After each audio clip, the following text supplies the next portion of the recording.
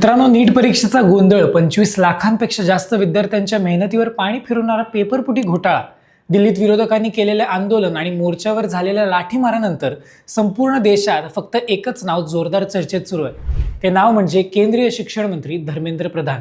गेल्या महिनाभरापासून आंदोलक विद्यार्थी, पालक आणि काँग्रेससह सर्व विरोधी पक्ष रस्त्यावरून आणि संसदेतून एकच मागणी करतात: धर्मेंद्र प्रधान यांनी नैतिक जबाबदारी स्वीकारून लगेच राजीनामा द्यावा. पण दिल्लीच्या रस्त्यावर राहुल गांधी, प्रियंका गांधी आणि अखिलेश यादव यांच्या अटकेचे नाट्य घडल्यानंतरही, सोनिया गांधी आणि उद्धव ठाकरे यांच्या आक्रमक भूमिकेनंतरही भाजप सरकार, खुद्द पंतप्रधान नरेंद्र मोदी धर्मेंद्र प्रधान यांच्या पाठीशी खंबीरपणे उभे आहेत. शिक्षण मंत्री आपल्या खुर्चीवर ठाम आहेत. त्यामुळे संपूर्ण देशात एकच प्रश्न विचारला जातो: असे कोण आहेत धर्मेंद्र प्रधान?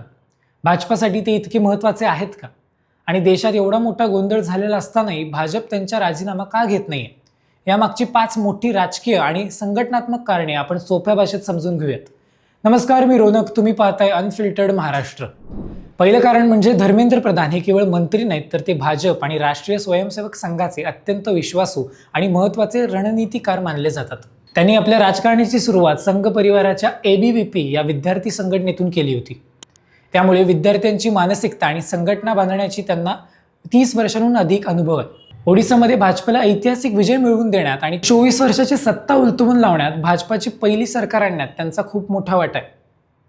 दुसरं कारण म्हणजे राजीनामा देणे आरोपांची कबुली ठरेल असं भाजपाला भीती आहे. विरोधकांच्या दबावाखाली येऊन कधीही राजीनामा द्यायचा नाही, हा भाजपाचा राजकीय नियम आहे. जर भाजपने आता राजीनामा घेतला तर सरकारने नीट पेपरफुटीतील घोटाळा आणि शिक्षण मंत्रालयाचे अपयश अधिकृतपणे मान्य केले असा अर्थ निघेल. त्यामुळे विरोधकांचा विजय होईल आणि सरकारची प्रतिमा डागाळेल. तिसरं कारण म्हणजे धर्मेंद्र प्रधान हे पंतप्रधान नरेंद्र मोदी आणि गृहमंत्री अमित शहा यांच्या अत्यंत जवळच्या नेत्यांपैकी एक आहेत. मोदी सरकारच्या पहिल्या कार्यकाळात पेट्रोलियम मंत्री असताना उज्ज्वल योजना यशस्वीपणे घराघरात पोहोचवण्याचं श्रेय यांनाच जातं. या योजनेमुळे भाजपला महिला मतदारांचा मोठा पाठिंबा मिळाला. तसेच पक्षाला जेव्हा कठीण राज्यांमध्ये निवडणुका जिंकायच्या असतात तेव्हा भाजप नेतृत्व धर्मेंद्र प्रधान यांच्यावरच जबाबदारी सोपवते. चौथं कारण म्हणजे मोदी सरकारचे सर्वात मोठे स्वप्न असलेलं नवीन शिक्षण धोरणेची अंमलबजावणी करण्याची मुख्य जबाबदारी धर्मेंद्र प्रधान यांच्यावर आहे. म्हणून मध्यंतरी शिक्षण मंत्र्याला बदलण्यास या धोरणावर वाईट परिणाम होईल असा भाजपाचा विचार आहे.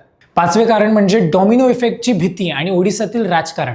जर एका मंत्र्याचा राजीनामा घेतला तर विरोधक इथेच थांबणार नाहीत, ते इतरही मंत्र्यांच्या राजीनाम्याची मागणी करतील.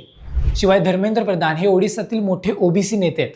त्यांना पदावरून हटवल्यास ओडिसातील भाजपाच्या मतदारांमध्ये चुकीचा संदेश जाऊ शकतो. एकंदरीत सत्ता टिकवणे आणि आपल्या नेत्यांचं रक्षण करणे यात भाजप नेहमीच आक्रमक राहिले. धर्मेंद्र प्रधान हे पक्षाचे मजबूत स्तंभ आहेत.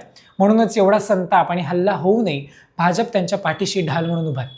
पण दुसरीकडे 25 लाख विद्यार्थ्यांचे भवितव्य आणि देशाच्या परीक्षा पद्धतीवरील ढासळलेला विश्वास या सर्वाची उत्तरे सरकारला द्यावे लागतील. कारण खुर्ची वाचवणे शक्य असले तरी तरुणांचा गमावलेला विश्वास पुन्हा मिळवणे हे सरकारसमोरील सर्वात मोठे आव्हान आहे. तुम्हाला काय वाटतं? धर्मेंद्र प्रधान यांनी राजीनामा दिला पाहिजे का? ही भाजपाची भूमिका योग्य आहे?